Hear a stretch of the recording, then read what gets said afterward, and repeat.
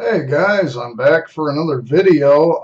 Sorry it's been a little while since my last one, but I'm going to carry on with my series on IPAs or India Pale Ales, particularly the more cultish ones.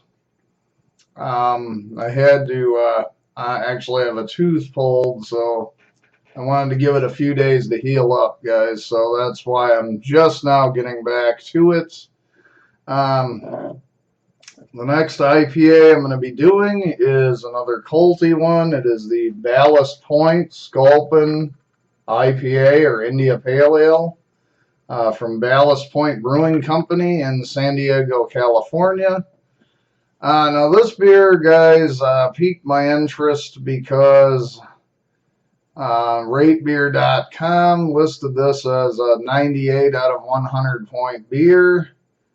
So of course it's one of them culty landmark IPAs, much like the Dogfish Head I already covered.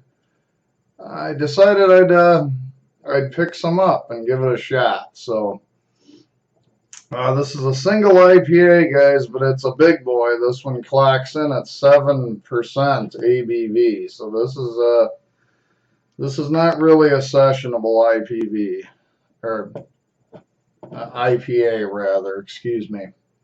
So anyway, guys, we're going to crack this open, give it a pour. I'll be using my New Glarus Brewing Company glass, and we'll see what's what.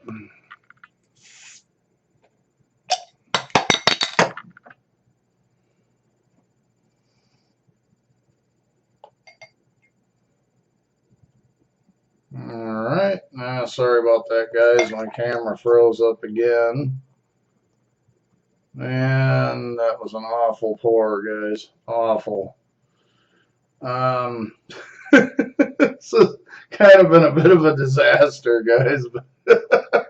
I was about to pour, my camera froze on me. It was just... So anyway, guys, while this chills out for a minute, I'll go into a couple of grievances. I have sampled this before, so this is not a blind tasting. The big thing, it's going to be kind of a mini rant again, guys, while that beer chills out for a second.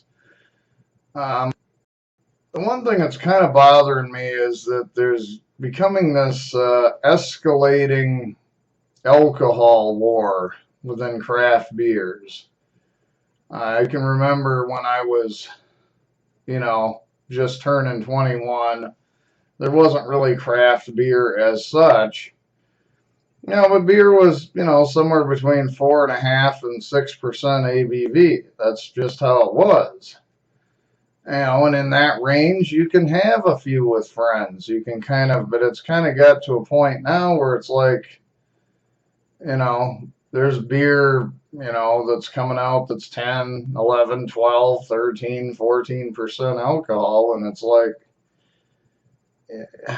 that doesn't make sense to me, guys. To me, if you're going to go ahead, and the point is to just get completely schnockered, you can get, there's a wide variety of alcohol that can get you messed up, quote unquote. A whole lot faster and probably a whole lot cheaper. So, for the sake of reviews, I'll do some of these high-powered, high-alcohol beers, guys. But it's just, to me, it's the more alcohol that you detect in a beer, the less flavors that come through. I drink beer for the flavor, not to get completely smashed drunk. So, anyway, guys, I'm going to go ahead and try and pour some more of this. So I did an absolutely dismal job of pouring this. This does leave a pretty good head. I'm going to say that's about a 2-finger, slightly off white head. If you look at the coloring on this, guys, it's a very orange in color, which is going to be very fitting because I'm going to go ahead and give you the smell on this.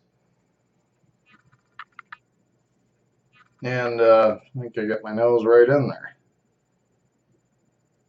Yeah, and absolutely. I mean, this is very much West Coast IPA.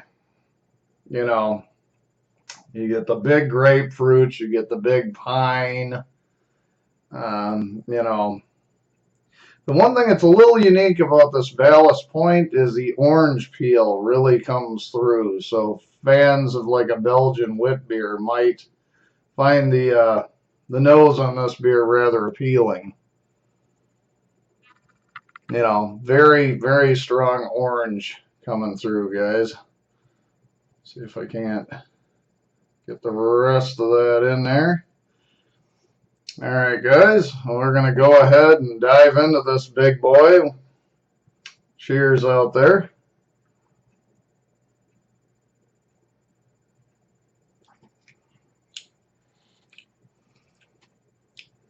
And it's everything you'd think it's going to be. You know, it's tasty. It's got that crisp fruitiness, the grapefruit, and that orange peel come through very strongly.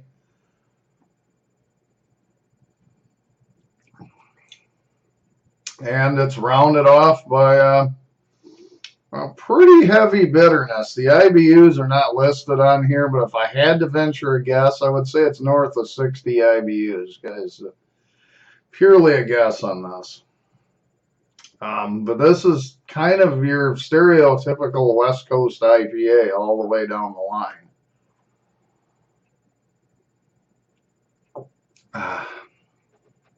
Yeah, I mean, the only really unique feature in this one, I think, is that orange and orange peel come through in not only the smell, the color, and also come across in the flavor, guys.